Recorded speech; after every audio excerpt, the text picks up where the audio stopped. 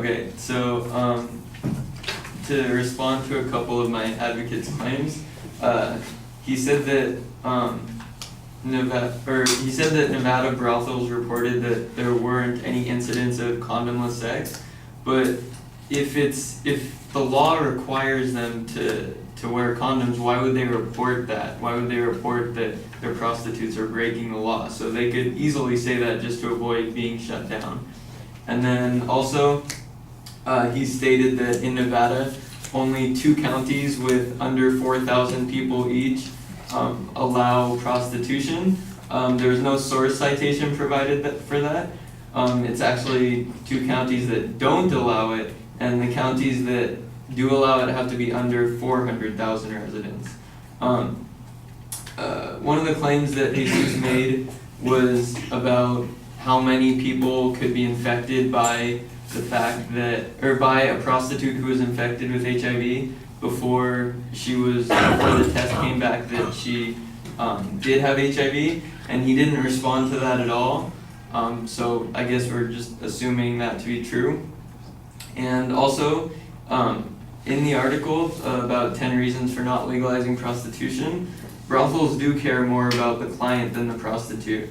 According to the Coalition Against Trafficking in Women International, they conducted 2 major studies on sex trafficking and prostitution, interviewing almost 200 victims of commercial sex exploitation. In these studies, women in prostitution indicated that prostitution establishments, brothels, did little to protect them, regardless of whether they were in legal or illegal establishments. The only time they protect anyone is to protect the customers. So to summarize the argument, really prostitutes don't want to work in brothels. Even if they were legal, it would increase illegal prostitution,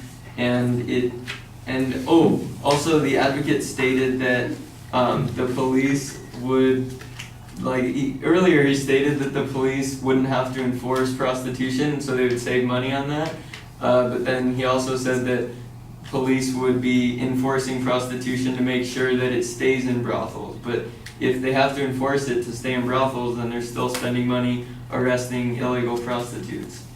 So once again, it's going to be difficult to regulate condom usage and STD testing in brothels, because even if street prostitutes wanted to get tested for HIV, they could do that on their own. That doesn't need to be done within a brothel. It doesn't have to be a law for them to do it.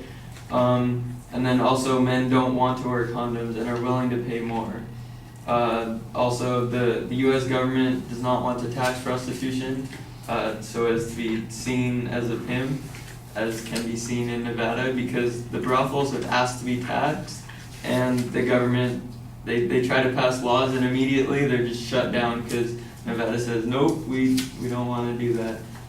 So in conclusion, legalizing brothels in the United States would not be feasible. Thank you.